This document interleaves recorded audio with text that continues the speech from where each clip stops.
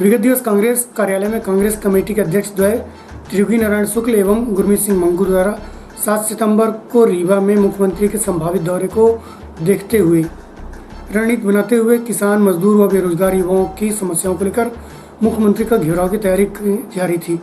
वहीं यह भी कहा गया था कि अगर मुख्यमंत्री नहीं आते हैं तो कलेक्टर का घेराव कर जन मुद्दों के निराकरण के लिए ज्ञापन सौंपा जाएगा।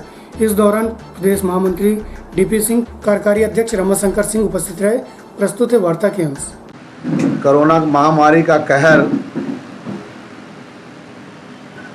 जिले के अंदर बढ़ता जा रहा है, लेकिन दुख का विषय यह है कि इस कहर को भारतीय जनता पार्टी के विधायक और सांसद उत्साह के रूप में देख रहे हैं। ऐसा कोई दिन नहीं होगा जिस दिन शिलान्यास न हो सांसद जी का, विधायक जी का। ऐसा कोई दिन नहीं होगा जिस दिन सर्किट हाउस में रीवा के कोई विधायक हैं उनकी मीटिंग होती है। रीवा में और भी विधायक हैं, वो व्यस्त हैं अपने अपने शिलान्यास पटिया में नाम छपवाने में। उस दिन से 6 महीने हो गए मध्य प्रदेश काले अध्याय के रूप में देश और दुनिया में जाना जाने लगा। रीवा का नौजवान कमिश्नर साहब ने खुद स्वीकार किया है कि 25% रीवा का नौजवान पलायन कर चुका है।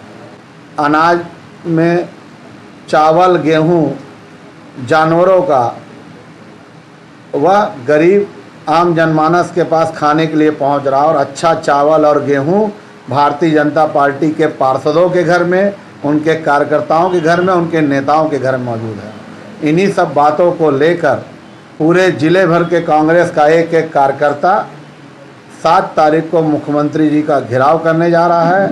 विवेक कुशवाहा, संजीव शुक्ला हमारे बीच में आज संजीव कुशवाहा जी नहीं है, शुक्ला जी नहीं है, अब विवेक कुशवाहा को उनके परिजन और रीवा का आम जनमानस ढूंढ रहा है। इन्हीं सब बातों को लेकर मुख्यमंत्री जी का घेराव, कलेक्ट्रेट का घेराव कांग्रेस पार्टी ने तय किया है।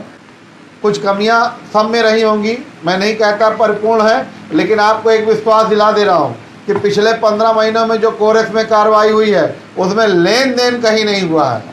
पहले भी रीवा में बड़े पुलिस अधिकारी थे, उनके बारे में आप सबको मालूम, मुझे बताने की जरूरत नहीं है। हम कमिश्नर साहब के पास हम सारे लोग गए कि रीवा के लोग पलायन कर रहे हैं, तो कमिश्नर साहब ने खुद स्वीकार किया, जैन साहब ने, कि रीवा में 25% रीवा के लोग पलायन कर चुके हैं। ये सरकार स्वीकार कर रही है, जबकि सरकार ने कहा था हम आपको अनाज देंगे, रोजगार देंगे। अनाज में जानवरों का अनाज मिल गया, रोजगार में पलायन मिल गया। ये स्वीकार कमिश्नर जैन साहब ने हम प्रतिनिधिमंडल, कांग्रेस के प्रतिनिधिमंडल से स्वीकार किया। हमारी भगत जी की बात जो पंचायतों की बात थी अमित जी, उसमें काम की बात थी। जैसे अभी डीपी दादा ने उस बात को उठाई, 65 लाख रुपए निकल गए, 1 रुपए का काम नहीं था। उसके बाद हम लोग कलेक्टर साहब के पास गए, उनने कहा कि नहीं, अगर हम खाता बंद कर देंगे तो भाई काम कैसे होगा। हमने कहा कि आप दौड़ा कर रहे हो, आप चलिए उन पंचायतों में अगर 1 रुपए का भी काम वहाँ हुआ हो तो आप जो कहिए वो मैं हार जाऊँ। उन पंचायतों की बात है, पर्टिकुलर कुछ ऐसी पंचायतें हैं जो भ्रष्टाचार में नामित हैं, वहाँ कोई काम नहीं हो रहा। लोकतंत्र के पैरी होने के नाते आपसे निवेदन करना चाहता हूँ, इसमें जब आप अंदर जाएंगे तो बड़ी खुल के बात निकल के सामने आई है, और यह बात मैं दावे से कह रहा हूँ कि इसमें बड़े बड़े पुलिस अधिकारी शामिल हैं। कोरेक्स में अगर किसी को 10 पेटी पकड़ लिया, उसके साथ अगर 3 लोग और हैं तो उनको 2-2 लाख, 1-1 लाख रुपए लेके छोड़ दिया जाता है। एक आदमी बस को मुलजिम बनाया जाता है।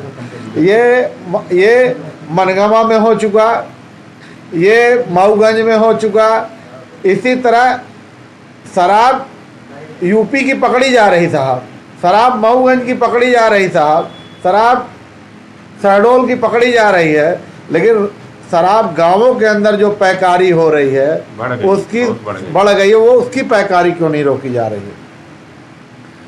ऐसा पुलिस प्रशासन के कुछ छोटे अधिकारियों का यह कहना है कि भैया हमारे थाने का रेट बहुत बढ़ा दिया गया है, हम लोग बहुत परेशान हैं।